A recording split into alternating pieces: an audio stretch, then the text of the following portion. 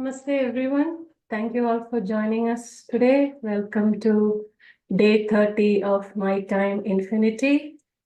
I'm Rashmi. I'm joining you all from North Carolina, US. And we all have been on this wonderful 33-day journey from World Meditation Day to International Yoga Day, which is the My Time. So we are on day 30. today, and this is a collaborative effort by IFSS International and PSSM Global. So deepest gratitude to all of you joining us every day. That gives us immense joy and happiness in bringing wonderful sessions to you daily. So without further delay, we will get into the meditation. And we have Sharat joining us today from Hyderabad, India. Sharat is a long-time meditator. He doesn't need much introduction. He's been on this platform multiple times. He's very passionate about meditation and he's very keen in experimenting different techniques of meditation. So over to you, Sharat, and welcome to today's session. Excellent. Thank you, Rashmi. I hope I'm very audible. Yes, you are. Yeah, it's a kind introduction. So, in this path of meditation, it is all about just doing it, right? So, it really doesn't matter how much time we are doing, right? It is all about, are you sticking to it every day, practicing it every day, keeping it very simple, right? So, the meditation should not again become like you have 10 different steps to do getting into meditation. Again, you're trying to load your mind with a lot of things. So the very reason of meditation is how you really get out of that mind and be yourself. So that's the reason why we have this excellent technique of getting into meditation, that is anapanasati, right? Where you have to be with your breath, come what may. The time we allocate to sit for meditation is the one decision we have to make every day without fail. Be it early in the morning or midday or in the night. That decision alone is very important, and rest of the things are very simple. So before we get into the practice of anapanasati meditation, I would request everybody to start becoming quiet in the mind. I know it is in some parts of the world. It is in the morning in India, especially. It could be the late evenings, afternoons. So welcome everybody. Good morning, good evening, and that's it, right? So let's find a quiet place. Let's becoming quiet, unwind ourselves a little bit.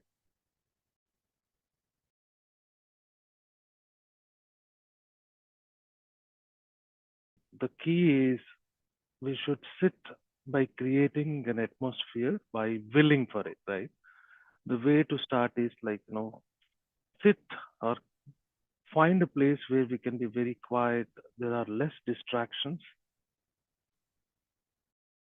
You can dim the light of your room, or you can sit in a completely enlightened place, right? Where there is a lot of light.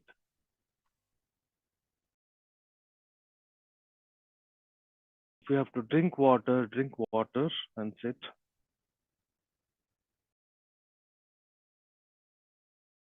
Right? Take 10 seconds time to settle down. Don't think about anything. There is no urgencies. Don't bring anything into your mind. Start cutting it off. Let's take 10 seconds time to find ourselves and sit quietly.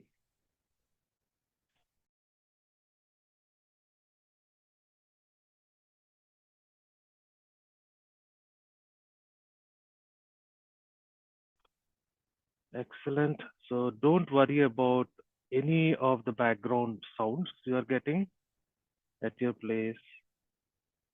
Those are very important because those are the backgrounds which will allow you to expand your awareness. And that is the key for meditation. Find your posture. You can sit in whichever posture comfortable for you. You can keep your spine erect or you can take a support. No issues, but you have to be comfortable. In Sanskrit, it is called as Sthira Sukha Asana, the posture in which you can sit for a long time. So take next 10 seconds time to find your posture. You can sit on a chair, on the floor, cross your legs or ground your legs. Keep your shoulders free, relaxed.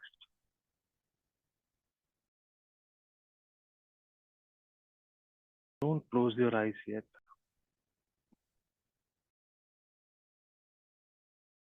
If you're wearing specs, take out.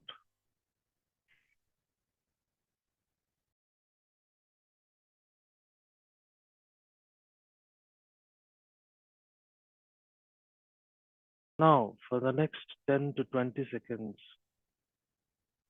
see what all are coming into your awareness.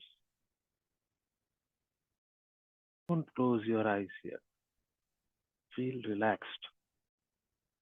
You found your posture relaxed. You are collected yourself. No thoughts. Leave them aside. Those are not required. Now see what all coming into your awareness. It could be background sounds, someone talking in the next room, or birds chirping outside. It's possible that some of the thoughts are sneaking in.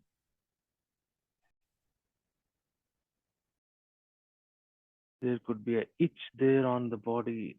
There could be a pain there in the legs.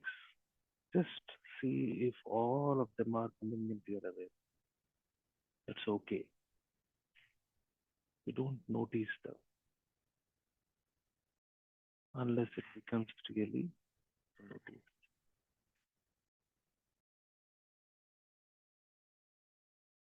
5 to 6 second times to expand your awareness.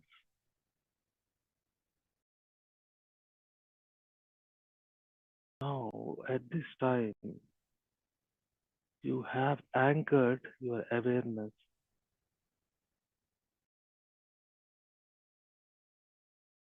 and ready to get into meditation.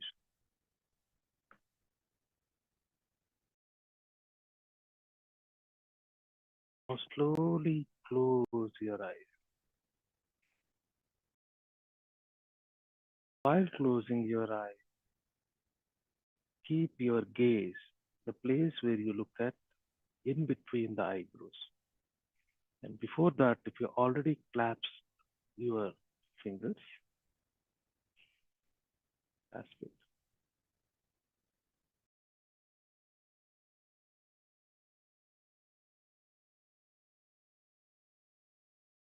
Now, look at the point between the eyebrows, the Agya chakra, the command point.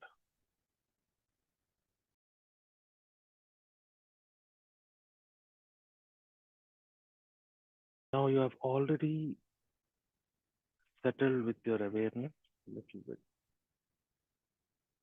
What comes to your awareness is the breathing which is happening. Most prominent happening in the body.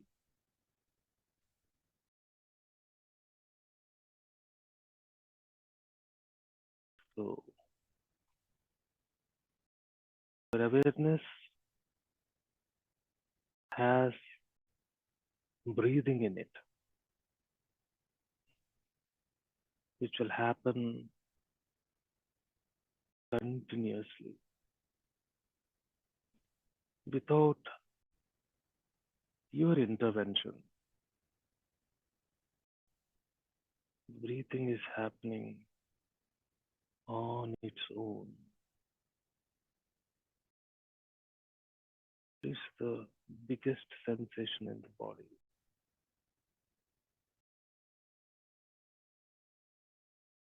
Is it not wonderful? The will of breathing is happening on its own. Now I request everyone, bring your attention, focus the breathing. Feel relaxed. Don't be tense. Be here. Notice your breath. Inhalation, exhalation.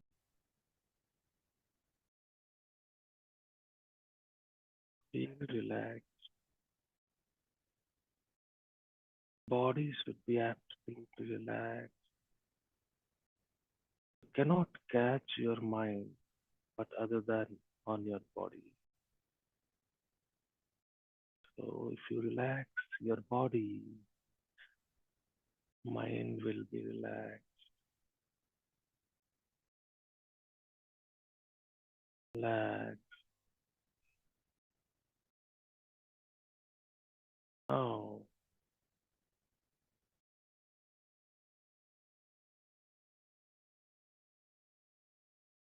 wait for the moment when the inhalation is starting on its own.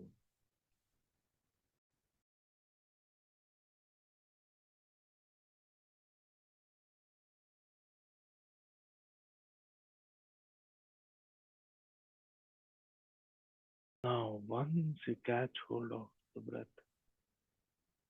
be with its flow.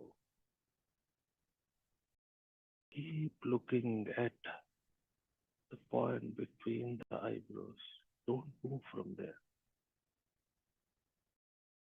Have a resolve that you are not going to look at any other point other than the point between the eyebrows.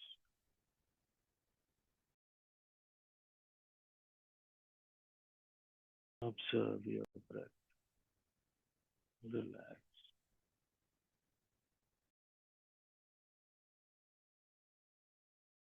We had a nice flute music a few minutes back. So let's play that music in the background so that we don't escape into our thoughts. Slowly.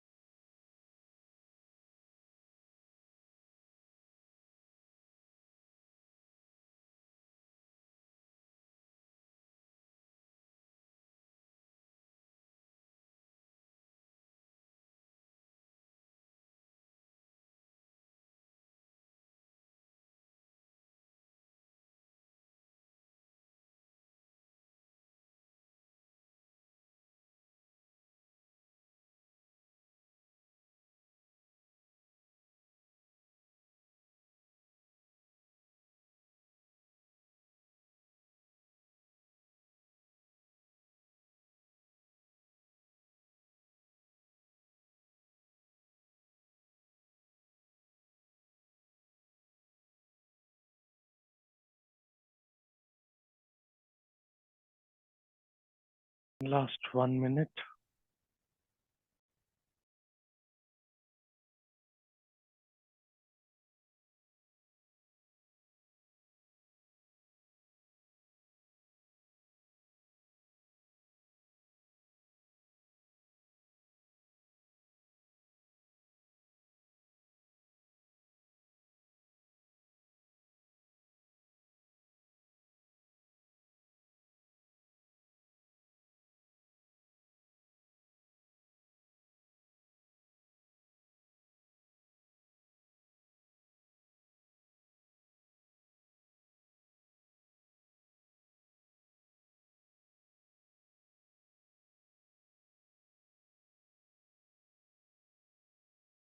Last 30 seconds.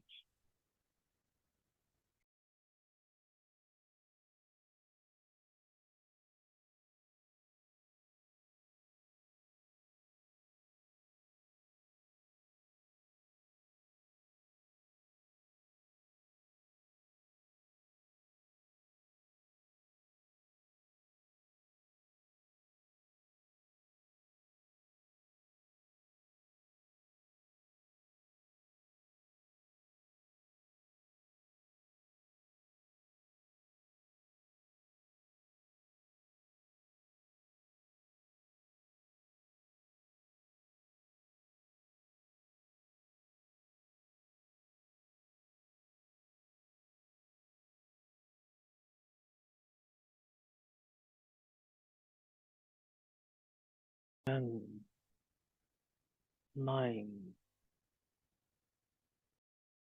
8, 7,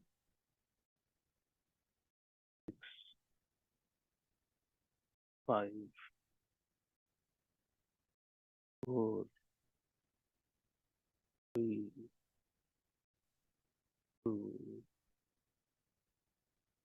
1.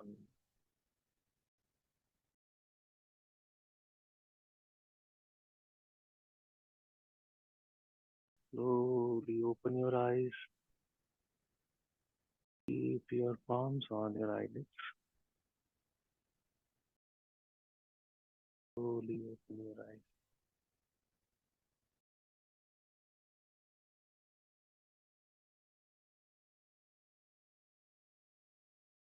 Relax.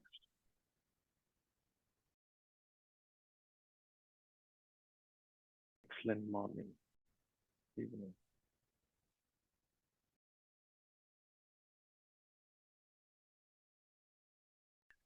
We are with an undistracted mind, clean slate.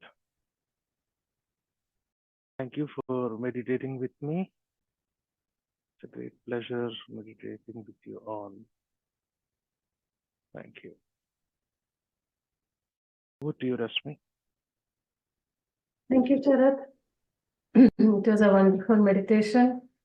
Your meditations are always very relaxing and very deep meditations. So thank you for guiding us today, and thank you for joining. So friends, we all have been meditating for like almost a month, day 30 today. So if you have any experiences to share, or since we have Sharat, a great meditation coach with us, if you have any questions, feel free to post it on the chat or raise your hands. We can take a couple of questions.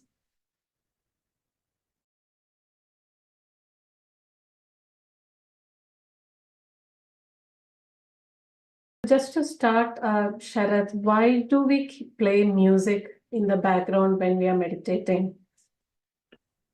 So the goal of meditation, one of the goals of meditation is keeping your mind from distractions. There will be so many distractions. Distractions can be anything. It could be a pain on a body. It could be a sound, background music, everything, right? So there are so many distractions happening.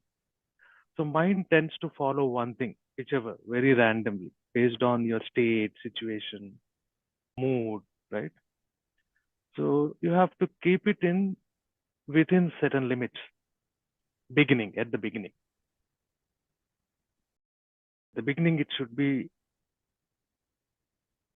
It's only few things, right? You cannot completely get out and say, I will be thoughtless, no thoughts, right? That is not possible. It's very difficult beginning. Even for great masters, it is not easy. So in order to confine is a negative word, in order to make your mind go between very few things, between your breath and the background music. That's it. You're going between them also and come back. Suppose if background music is not played, if you're an advanced master, it is okay. You don't need any other thing, right? But if you're at the beginning, what happens is this background music will help as a wall to come back to your breath. That's it. That is the only thing which, that is the main thing which will help you, the background music. Keep your mind within the context, right? At the same time, music is a great healer. So please be aware of what you're choosing. Don't choose a pub music with lot of drums and, if it is okay, you can, but any soothing music, because what happens is, apart from touch, right? Apart from touch, sound stimulates your sensations to relax. Sound touches. Do you ever heard that statement? It touches you. It touches you in those very important sensory areas in your mind, which no other thing can touch. That's why music is the highest form of art, one of the highest form of art. That too, flute. Why do Lord Krishna use flute? It will bring you, it will tame your senses, let me tell you, right? They don't go anywhere. Be with me. Be with the breath, right? So that is another reason why we play a background music. So choose a music which is not busy, right? Don't choose a music which will, really distract you. Don't get entertained by your music. It is not for an entertainment, right? It is for stimulating your senses, keep you in that context. I hope I answered your question. So that's why we play band. There's no other purpose for this. Okay, thank you. And we have a couple of questions in the chat. Rajiv sir is asking, is there a difference between a yogi and a master? Yogi is a master. Best statement, right? So, so let me give you an answer. So when you are meditating, what happens is, I keep saying, let go, let it happen, let it come into awareness. So most of the time, what happens? Let's make it interactive, right? What happens in waking state, or whenever you're sitting quietly, not meditating, what happens? Many things come into your awareness then also, but you get involved with something. You're lost into something. It could be anything. It is your office work or into a movie or something, right? So what is happening is, from a place of choice where you can choose between many things which are coming from awareness, you are getting into one thing, right? Where you lose the choice, you're getting into it, right? So what meditation does is, you're not doing anything, many things comes into your awareness based on the state where you are. It gives you a choice. Which one you want to choose?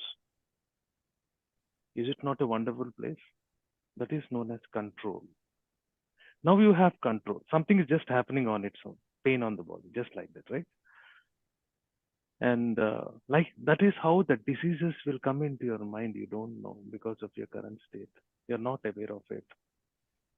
It goes uncontrolled. So the master, when it comes into, why we call the master is he will have greater choice when he's in meditative mode. Lot of things just happening, right? Not involved in anything. Now you can choose where you want to be. I want to be with my breath. That's the control. No, I want to do this. And control, right? So that is what is master. So yogi is much more a bigger term. So yogi is something from the lot of mind activities, you are joining yourself to yourself. You're lost into different activities. From that, yogi is joining, you're actually getting in union with yourself. So what is your union? What is that? Your mind, right? Which you are thinking it is your identity. So yogi will have so many techniques over a period of time to union your mind with your being, which is your real self. That is joining. That is what is yoga all is about. You do asanas, you do postures, you do pranayama, you do simple anapanasati. You do all those things to keep your mind undistracted, not involved in everything. When you are 0% not involved in anything, then mind will come and union with that consciousness, which is your being, right? That is known as yoga. And that person who is able to do it at will, whenever, because that is a place of choice, remember, right? Everything is happening, you let it happen. Now you can choose, right? And that person who is with the being, with no distractions in the mind, is a yogi. The moment one distraction comes, it ceases to be a yogi. So that is the difference between yogi. So yogi is a title, you can say, right? A person who has reached that state. There are many levels of consciousness. Depends on which consciousness you are able to join yourself. That is how that is the level at which you are. Let me not call it as level. That is the level of awareness you are. Right?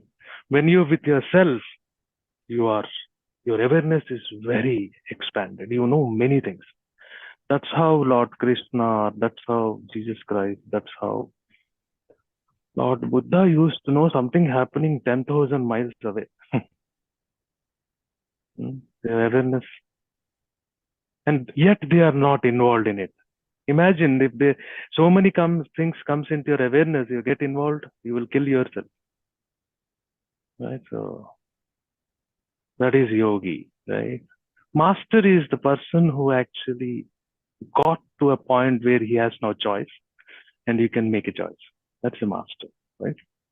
So yogi is a master. Hope I answered your question. Yeah. And there is another question. Why do I feel heartbeat in my forehead during meditation? Okay, so this is something related to your body, right? Why do I feel heartbeat in my forehead during the meditation?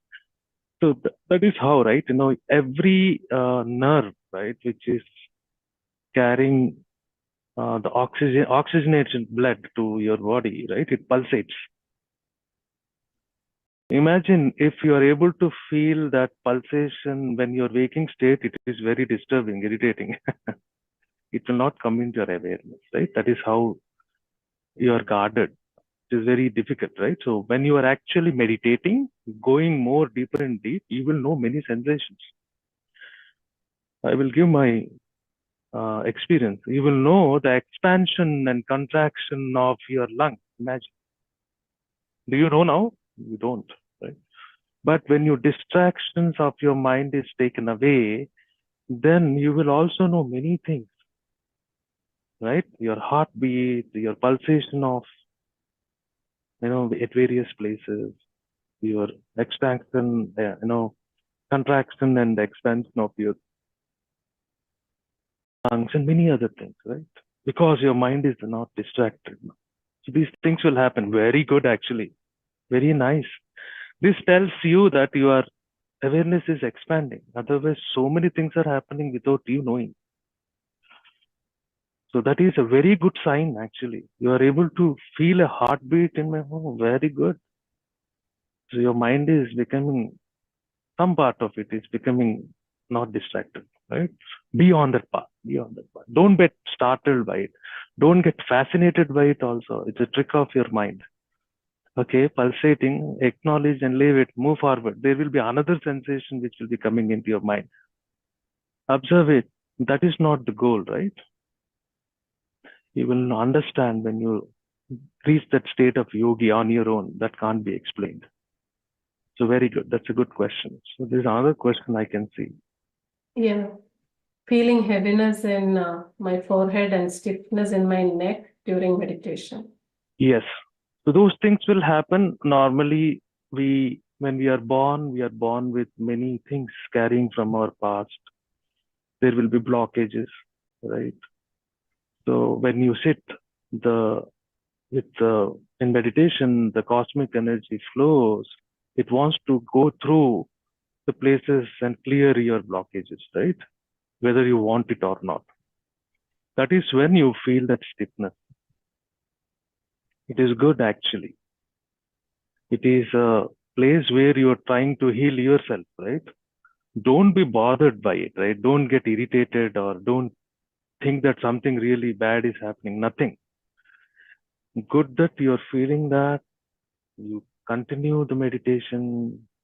The heaviness will go away on its own. Stiffness will go on its own. Then you will know that you are healed. At whatever level it is, right? You are healed. Anything. It can be any pain, right? It can be anything. Don't be bothered by it. Don't attach yourself to that pain. It could be feeling also, right? Just let it be. Let go. It will go on its own. And once it is gone, believe that you are healed. That's what it is. So don't be worried. Those things will happen. Reeling of your head, vomiting sensation, acute pain somewhere, and it happens only during meditation. Let it happen. Try to be very patient. It will go away. Nothing is permanent. It will go away. Very good. Very good. All these things are very good. See, you don't have to get great experiences. Not required. These are simple, I would say, evidence that you are progressing in meditation. Is sleepiness during meditation also like a passing phase for us? Feeling sleepy while meditating? So sleepy is again, if you're exhausted, when your energy is very low. So when your energy is low, you need to have a little bit of energy to draw energy into your body. That is a key, right? So you cannot be, if you don't have energy, you are dead. So there will be some part of energy. Normally what happens is your energy dissipates, right? You don't have that bit of minimum energy, last 1% of your battery, right? On your cell phone, right? If then it is also drive you into sleep. So very good question. When you are feeling sleepy very regularly, then watch what you are doing your daytime when you are waking state. You are finding all the ways to dissipate your energy, right? Thinking a lot, procrastinating, unnecessarily getting involved into so many things. Why do you think we have so many rules and regulations, yama and niyamas, right? Rules and regulations. Because mind should be with some energy while you are sitting with meditation, right? So less the energy while sitting with the meditation, more you will feel sleepy.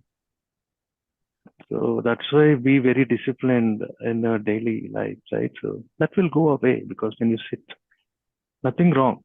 Another, I think Rajan sir has said very good answer, right? Yoga Nidra also. You are feeling extremely relaxed, but you will know the quality there. If you are fatigued, that sleepiness is different. When you are fatigued, watch, you cannot sit erect. You will fall like this, like this. While you're meditating, if you're falling like this, means you have dissipated your energy a lot during your waking state. Yoga Nidra will not cause all that stuff. You will be in that state pleasantly, sitting wherever you are. That is not sleepiness. That is good, Yoga Nidra. But remember, even in Yoga Nidra, don't lose your awareness. Be with that. Come back, right? So nothing wrong, but that is an indication that you're spending your energy in a wrong way during your waking state. Be very conservative. Use energy when it is required. Don't talk too much. Don't get involved if it is not required. Don't go out if it is not required. Right? Yes. There's another Okay. question I say. Why Why during during, Go sorry, ahead, go please. ahead. Why during meditation we should bring our attention between eyebrows? Yeah, that's a very good question, right? So your eyes are very natural centers to get distracted with easily. If you don't fix your eyes, your mind takes help of your eyes to just distract. There are very few yogis masters who can do meditation by keeping your eyes open. They're a very exalted state, right? Why you close eyes in the first thing is like, so that you are shutting one door of mind escaping into many things. That is first thing. Second thing is, when you fixate your your eyes in between the eyebrows, right? That is where you are actually coming into the state of observation. Until then, you are distracted, right? You are actually, some imagination comes up, some visualization keeps happening, right? So when you fix your sight in between the eyebrows, you are becoming that Nandi in front of Shiva, right? Just waiting, not doing anything. And this is also a command center. We don't normally talk about it, right? But where you will start seeing the awareness expanding. That is another reason, right? That is the starting point.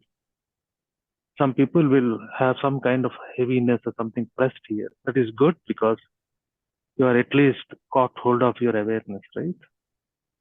Be there, right? Be there. Observe. Don't let your mind escape by taking out your gaze from that point, right? The moment that happens, meditation is very difficult for the beginners. So keep looking at it. There are many other yogic reasons. Let's not talk about it. That is not important. But that is the primary reason why you have to fix your gaze in between the eyebrows. Try taking out your gaze from there. It's very difficult to meditate. Mind will start escaping, right? You will give eyes to your thoughts. You will go to those places where you don't want, right? Imaginations. So that's why you have to fix.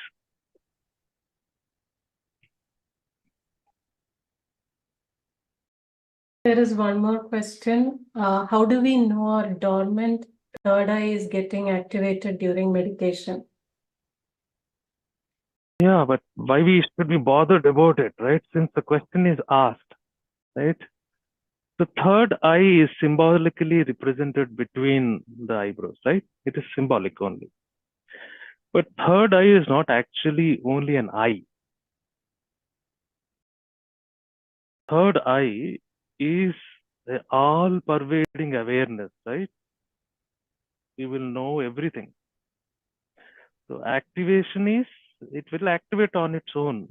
Don't be on purpose to activate it, right? There are many yogic tantric ways to do it, but that is very dangerous. You should not go that way. But when you do an Anapanasati meditation, you start feeling the pressure here. Your activation actually started. But depending on how involved in your day-to-day life, your own life, right? That actually, takes a lot of time. So practice meditation every day, but that is not the goal. So third eye is another, it's good to have it, but that is not the goal. The goal is how you actually find yourself. How will you know that you are not this body and mind? That is the first step towards whatever you call enlightenment. How many people know that? How many people on this call can confidently tell that I am not body and mind? I'll tell you, right? We will read so many scriptures. It will look like some fairy tale stuff. It's not easy, yet simple, right? The first step when in meditation, when you are reaching several states, the first step which you are going to experience is you will clearly know that you are not your body and mind. That can't be explained. So that is the first thing which will happen. Forget about third eye. Third eye is later, right? It is not some organ. It is all pervading awareness. So that keeps activating movements. Sit from the first meditation, the beginner, from day one itself, it starts activating, right? Depending on your sadhana, your practice, sooner or later. If you are getting motivated by it, very good. Sit in meditation every day, but don't have expectations. Another question. Starting of meditation, our spinal cord is straight while sitting, but after some time, spinal cord bent automatically without our knowledge. Do we need to keep back straight? Yeah, not required. It is all, you don't have to keep your spine straight. That is not required for Anapanasati meditation at all. What you need is a Sthira Sukha Asana where you can sit in that particular posture for a longer time. So everybody will have their own posture. What I have seen in my experience is no two people will have a similar posture, same posture. It will be different. Someone will be really very comfortable sitting in Padmasana, which is a very difficult posture, right? But they are very comfortable. If it is comfortable, do that. Some people will sit in Siddhasana, right? Some people will sit in a simple sitting posture, they are comfortable. Okay. How many people have seen the photograph of Ramana Maharshi? Ramana Maharshi sits in Siddhasana most of his time. That is a very comfortable asana, right? There are advanced people who can sit in Padmasana, but it is all about, you don't have to keep your spinal cord erect, right? It is not a necessity. If you can keep it, good, right? That means you have more control, right? So that's how it is. But otherwise, it is not a requirement. You should be okay. If it is slouching, that's what I'm saying. If you're not able to hold on to a particular posture, that means what? You need to make yourself more flexible, right? Do some exercises, do some yoga to fix your asana, right? One of the parts of Patanjali, right? The limbs of Patanjali. So some people will take some time to perfect their posture. No two yogis, masters will have same posture. It will be different. There are more than 100 variations of only Padmasana. Right? So don't be too caught up with spinal cord erector. That's okay. Don't give another distraction to your mind. That's okay.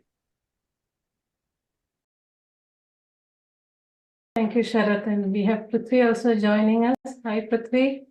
Hi. Hi, Rashmi. Good evening. Good morning, Sharat. Am I Hi, on? Prithvi. Yeah, you're Yes. audible. Okay. Yeah. So, I'm so happy today that we are on the day 30 almost, and Sharat was clearing a lot of doubts that we are having at the end of the session. So, friends, I just wanted to share some important thing from this book called Be a Master from Patriji, which is written by Patriji. So, I request even Sharat to add points on this, whatever I just read out from this book. I'll be reading it out, okay? So, Patriji says in this eternal spiritual journey, there are 4 stages. Okay, now that we have come to the day 30 of the program, we need to understand how we are progressing in our meditation thing, and how spiritual we are becoming. So to understand this, Patriji has given 4 stages to get into that proper understanding. So first thing he says that we are all gods in terms of pure spiritual scientific theory. We are all gods. This is the truth, but we are not aware of it. That is why he says that we should keep striving to become God in practice. Be it in the thoughts that we think, we have to have a godly thinking, godly words, and godly actions. Okay. So to become godly, there are 4 stages. So the first stage is meditation. What we are doing from past 30 days, that is the stage 1. Okay. There we are practicing Anapanasati, Kayanupasana, and Vipassana, which is just now Sharat was talking about third eye, how third eye gets activated. So through breath meditation, we have started seeing how the energy body, energy currents are moving in our body, and then how the activation of third eye happens through Vipassana. Okay. That is the stage 1. Stage 2 is enlightenment. Here, Patri sir explains in very simple words what enlightenment is. So he says that as we begin to understand that we are essentially a soul, that is called enlightenment. So he says very in simple words, if we move from body consciousness to soul consciousness, that is enlightenment. It's not one particular state that you just simply attain. Every time you become aware that you're not just this body, you're not just this thought that is happening in your mind, you're not just the emotions that is happening, but you're something beyond this body. Every time you realize, you are entering into the enlightenment. So he also says that there are two main points when you enter enlightenment, and in the journey of enlightenment you have to make sure that these two things are um, taken care. One is not lamenting about anything, especially what you are going through, your difficult situations. You should not become identified with your problems in this life, saying that I'm always this is always happening with me, I don't know why this is happening. So you shouldn't lament it, you just have to observe and keep moving on. So you have to be very spontaneous in this journey of enlightenment. And second thing is most important, he says, not waste any time. if you are if you want to be an enlightened being, do not waste a single minute. Always use every moment to be aware. When he says don't waste time, that doesn't mean you have to always keep doing something. It is about be aware, carry the moment to moment awareness. That is the enlightenment. If you can carry moment to moment awareness and be productive in it, that's the actual definition of enlightenment, the moment to moment awareness. So he also there says that we are here forever to rejoice and celebrate. So we have been seeing a lot of topics where we saw that joy is a choice, and we are not just this body. So we have to understand, becoming soul consciousness is to understand that there is no death, there is no birth. We are here in this um, universe forever. So that realization, we are here forever. We have just come here to take one journey, and just we'll be going. If we understand this particular aspect, we start rejoicing every single moment, and life becomes a celebration. We don't lament about the problems that is happening to us. So celebration is all about enlightenment. If you have come to a level where you can celebrate even your pain, where you can be in joy and experience pain, that is enlightenment. So every moment should be utilized creatively, productively, moment to moment awareness. This is enlightenment, stage 2. Okay, so stage 3 is the next level of enlightenment. We all think enlightenment is the highest thing. No, sir says enlightenment is just the second stage. The third stage is awareness. We have been practicing awareness from last 30 days.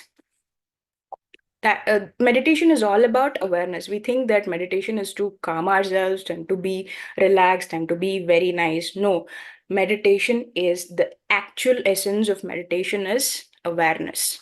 So he says that there are two points. He says living in the moment time, to be in the here and now, and live in the eternity time. So this has been always a challenge for me, that time is now and time is eternal. It's I am still trying to grasp this point. When you're in the now, you don't have the frame of time. You just forget the space and time. We also had a session on that. So a perfect master is a paragon of awareness, he says. He is a paragon of awareness. Just now we had a question, who is a master? If a master is totally aware, living in the moment, and knows that the time is now and time is eternal, he is a master. So we are actually becoming the masters of awareness. That is how we become masters. So he says awareness means always being in the here and now.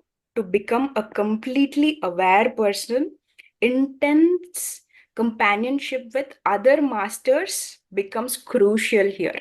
So this I really feel very important, because the moment we come in contact with a person who is more aware, no, we actually start becoming aware. I mean, we come into the present moment. That is what I experienced with Sampath. Whenever I meet him, he's so in the present moment that even I come into the present moment. There's no thoughts with that runs in my head. So being with the masters who are already practicing this, who are already enlightened, and that is what we call as Sajjana Sangatya.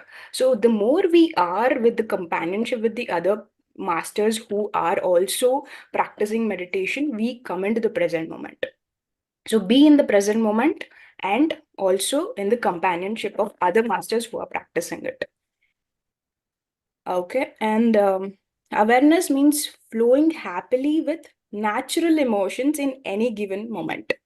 This we need to underline.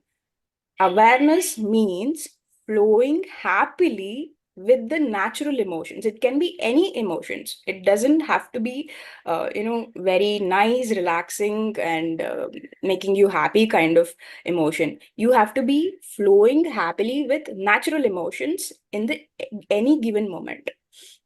So that is what he calls awareness as.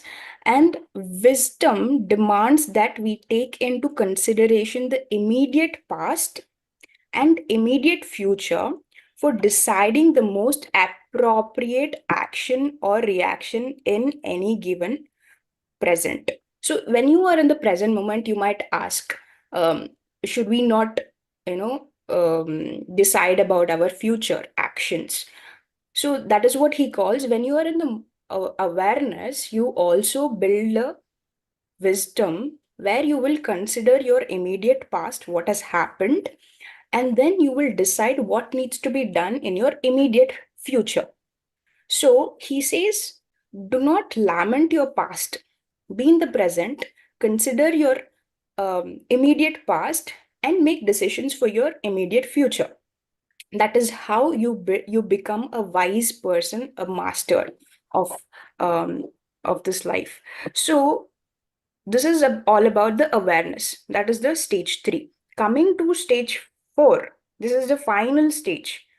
He says the final stage is life zest, is the final stage. Enlightenment is not the final stage. The life zest is the final stage. So the end result of meditation is enlightenment. The end result of enlightenment is awareness. And the end result of awareness is life zest. So what is this life zest? So life zest has 2 aspects. Please write it down. Life zest has 2 aspects. One is giving. 2 is acceptance. So the more life zest means more compassion. That means more and more of giving, and continuous and unconditional givings becomes a natural habit.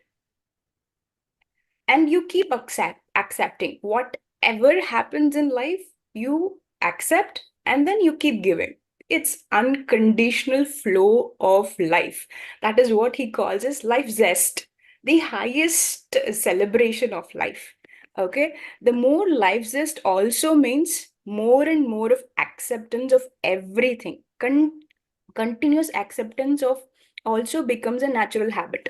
So continuous acceptance and continuous giving, unconditional giving, becomes a natural habit to you. It becomes your nature. So that is what he says, there will be graceful giving and graceful acceptance all the time in all the situations. This is the life zest. A spiritually dynamic and spiritually vibrant life is one wherein the quality of both giving and receiving is quite high. So you give and you receive. Receive means acceptance. So it's the highest nature of soul, and that's how your life becomes, you know, celebration every single moment. So if you want to understand where exactly you are in your spiritual journey, see where you are in these four stages of life. We have started meditation, we have started accepting the difficult emotions, we are trying to be in the present moment most of the time, we are developing the awareness, not wasting time. So if we are understanding and moving towards our soul consciousness, that means we are becoming enlightened beings, and more awareness is coming into our life, and our life is becoming more celebration and not, not lamenting about the past. We just forget everything about the past, and every moment we make sure that there is highest life zest. So this I just wanted to highlight, because we have almost come to the end of the program. So it is important to know what our spiritual journey, where we are exactly, and to have a proper understanding. So thank you so much. Sharat, would you like to add something on this? Absolutely. So those are very important points, right? Those are all indications you're progressing in the spiritual path. Very good. And you're right. Enlightenment is a continuous process. It is work with your awareness. The work. That's why, if you remember, when I actually say that, hey, let anything come to your awareness, right? Let it come. The only caveat there is, the rule is, don't get attached with that. Let it come. And I will also say another thing, let it go. That is joy. Joy is not like lost into something and unable to extricate yourself from that. You're so miserable. Joy is, let it come. That is what is your accepting. Let it go. That is what is your giving. It should happen. That is a very good point, Prithvi. When we master is that person who can actually say let it come and let it go at will, right? That person is a master. So without using a big jargons, right? That is what is all about enlightenment. And enlightenment is a continuous process. There are so many things to know. There are so many things will come into your awareness. So that's why in meditation they will say it's a nitya ananda. So many things comes into your awareness. If you are not attaching with anything which comes to your awareness, then you will be joyful. It is ananda. Moment you are attached to yourself, you will be in some incarnation trying to save something, right? Incarnation is not janma, right? It is anything. We are taking incarnation every moment, right? Moment something's very interesting, you will not severe. You will get into it, attached into it, and when you lose it, then you will feel sad. Right. So if you are meditating, that should not happen. So that is what is all about giving and acceptance.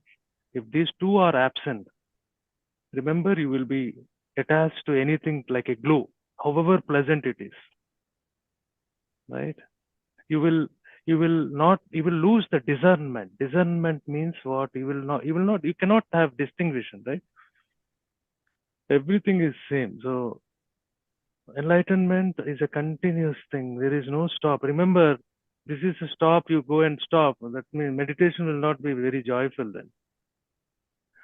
Everybody will reach there. So enlightenment is a continuous process. So Patriji says very exactly. That is not the end. Enlightenment is expanding your awareness, bringing everything your awareness, knowing everything, not being attached to it. Then life just is nothing but you let go, let come, let go, let go, nothing. Like your breath is coming in, breath is going out. Are you clinging to it? Nothing. Try to cling to it, you will die. Yeah. So Let it come, let it go. shall we also hear from the participants on Yes. like Prithvi, just a moment. I just have to announce that unfortunately our speaker for today, Ananda Karunesh ji, couldn't join. So we are having a beautiful conversation here. We will like to continue that. And thank you, Prithvi, for sharing that. Our topic for today was enlightenment. And you just came in and explained all the stages of it. Thank you so much. And I would like to invite Rajan sir also into this discussion. So it'll become more interesting. Is he on?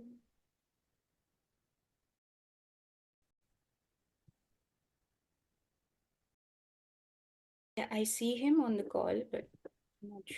Yeah.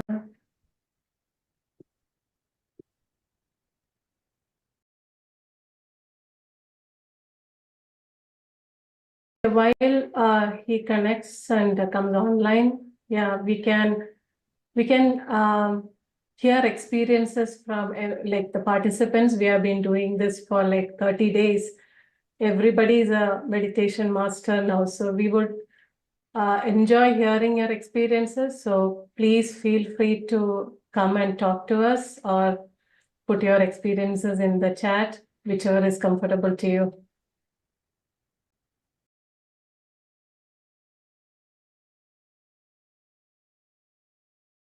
We have a raised hand, Rashmi. Right. Yeah. Yeah, you can talk. Yeah, I'm good morning. Can you see me?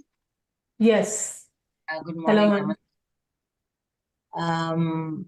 I have to share my experience. I'm finding it very difficult to find the right words. It's been amazing, amazing.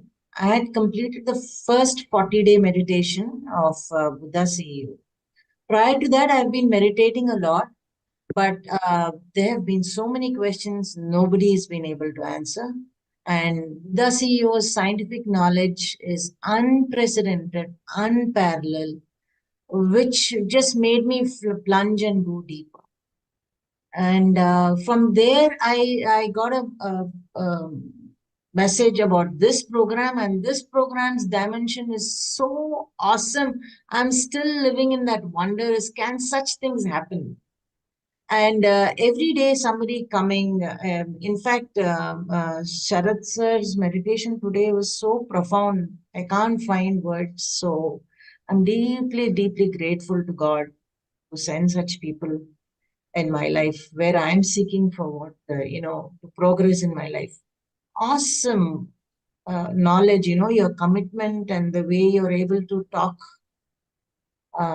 So today I got when I meditate, my thoughts will push. You don't need Bhima, you don't need Asura. Like they come and push. And today, the third eye, so many meditations I went through. But I got that distraction, and how only today I got that from the explanation of Sharat sir, that if you keep the third eye, the distractions that are created by the thoughts will come down. I never had that clarity. And yesterday, Rashmi ma'am's Ho'oponopono, I've read the book, I've read so many books. Actually, today, what I'm doing now is from all the knowledge you're all sharing, I have to go and revisit. It's been a long journey. And nobody's explained Ho'oponopono the way she did. And I was going through a situation where, like, it was like happening again and again. I was frustrated. I'm like, how do I come out of this? And how beautifully she explained, and simply I came out of it. It was like I was flying yesterday. The way she explained Ho'oponopono and how to come out of it, and subsequently there was another master who spoke about the four. What was it? Four Agreements by Sunil. Yes. So I decided I will buy that book. I teach. I'm a German teacher. So when my students come now, I have every reason to teach meditation to them because I can articulate it scientifically from what I've learned from you all. So my new journey is started. I'm with you all, and I'll continue this throughout my life. And I see so many people half my age here talking awesomely, and this is so nice to see the world is moving on in such an awesome direction, and we get to be a part of this. I must really thank COVID for that. That has enabled this platform. Earlier, it was not there. I used to go to Pyramid Valley, but I really could not travel. But now this COVID has enabled everybody to come online and share their knowledge, and which has made it easier for so many of us to grow just by sitting at home. Thank you so very much. Thank you, ma'am. Hi, Rajan sir. Hi. Happy to be part Morning. of you all today. In fact, I was wondering how you are going to manage the situation, but Sharat came. It was so timely, I should say. His coming. In fact, my connectivity was interrupted in between. That's why I thought I wouldn't be able to join. So I had almost discontinued. But then again, when I heard our people, I tried again. Now I am able to hear you. So one of the greatest rewards of meditation and enlightenment is resilience. What is resilience? Resilience is when you fall, you must have seen our small children, maybe 5-year-old, 4-year-old children, when they fall while walking, have you noticed they don't give up? They again try. Even babies, they try. I saw some audios and videos about children, how they small babies, it's just hardly 8 months old. They simply cling with each other and fight with each other if there's a toy. So even if they fall, they come back with equal energy, with better energy rather. So I had to compliment our Sharat for having risen to the occasion today. So that is another occasion of resilience, I should say. Although we didn't have the assigned speaker, Ananda Karunesh, in fact, I would have loved to hear him because his book is really great. Thousand Seeds of Joy simply was wonderful. And enlightenment only shows us that we are one with everyone. That oneness is cultivated, and the law of giving, of course, is always there. Once you take to the spiritual path, you are prepared to give wherever it is required. Even when no one comes, you go forward to help. So I'm very happy today we could conduct this program, and there is so much interaction. So this once again demonstrates that our IFSS members are always active and resilient, and they will rise to the occasion with greater speed if there is a problem or if there is some shortcoming. So I don't have much to add because we are short of time and we so much. Everyone would be loving to get back to the work. Yep. So thank you once again, all folks. So all the best for the day. Thank you. Thank you, sir. Rajan sir. Thank you, sir. Sunil, I see you on camera. Do you want to add something to today's session? Well, everyone has spoken and they have added all the value. And I was hearing Rama ma'am also speaking about her feedback, and it is really great, encouraging to hear such beautiful words, and that motivates all of us. So the essence here from the team is the law of giving. So we are giving our best.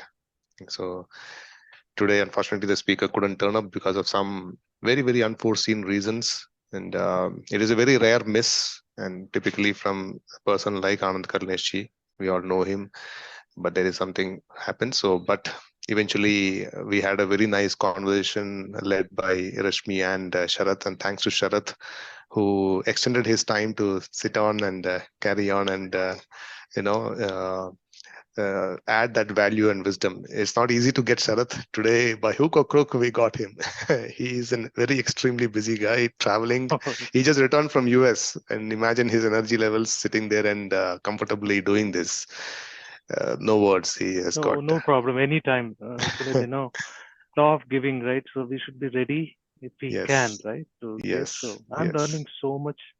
If I make it a point to watch the videos, it was excellent session yesterday, Rashmi and Sunil. Right? Of course, everything is a nugget, right? It is not easy.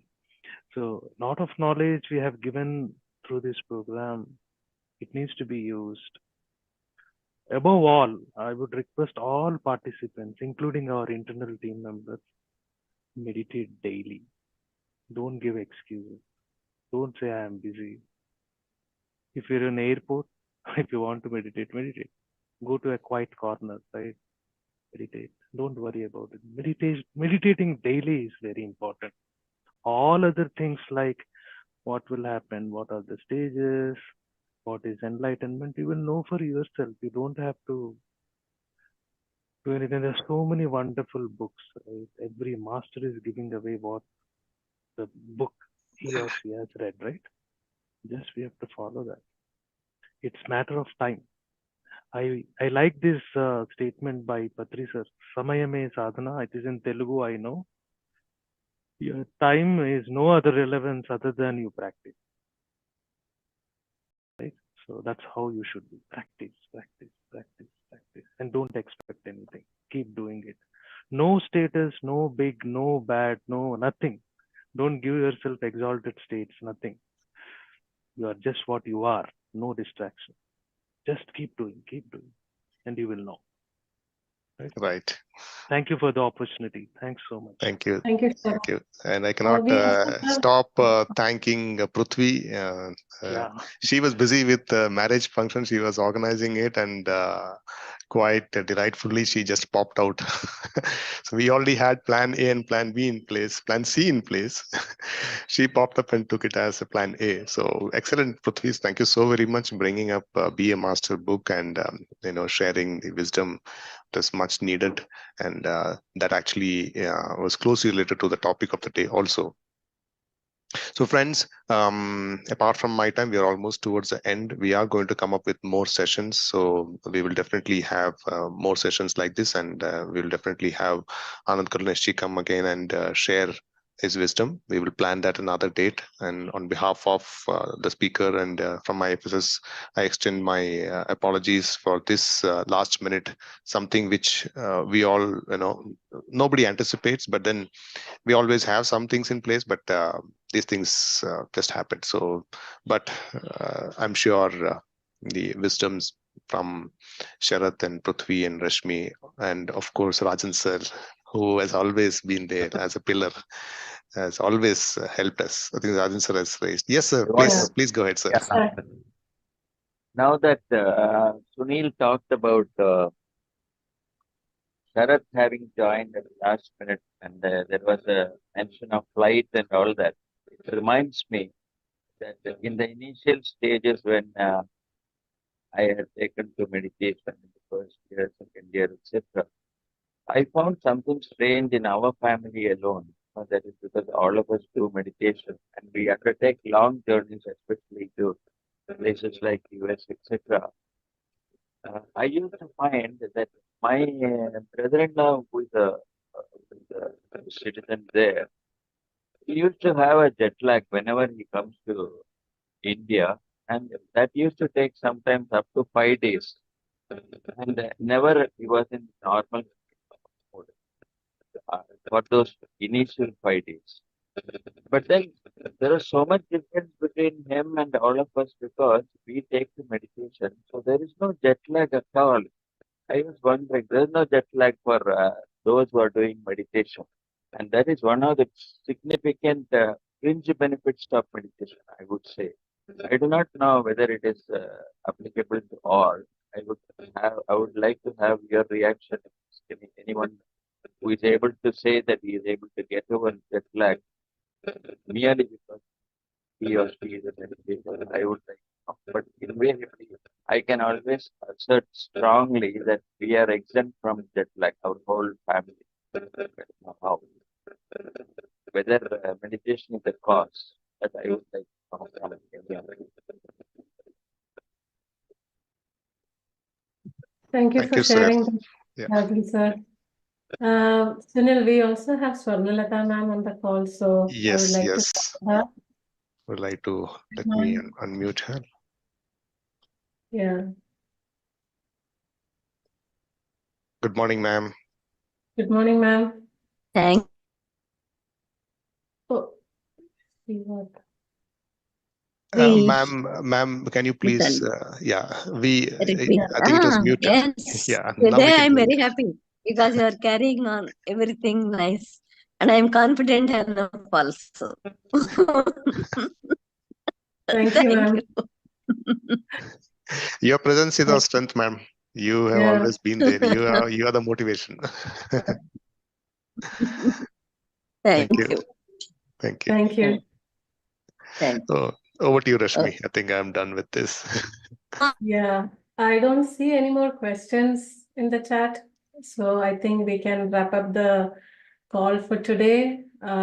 Thank you everyone for staying back and interacting with us. It was pleasure hearing from you, getting to know your queries and trying our best to answer them. It has been a wonderful session. Thank you, Prithvi. Thank you, Sharat, and thank you, Sunil, for pitching in and helping. And thank you, Rajan sir and Swarnalata ma'am for all the support. And yeah, as I said in the beginning, this is a collaborative effort from IFSS and PSSM Global. So we have just 2 more days to go. Let's all join for those 2 days. Enjoy the last few days of this wonderful My Time Infinity program. Thank you, everyone.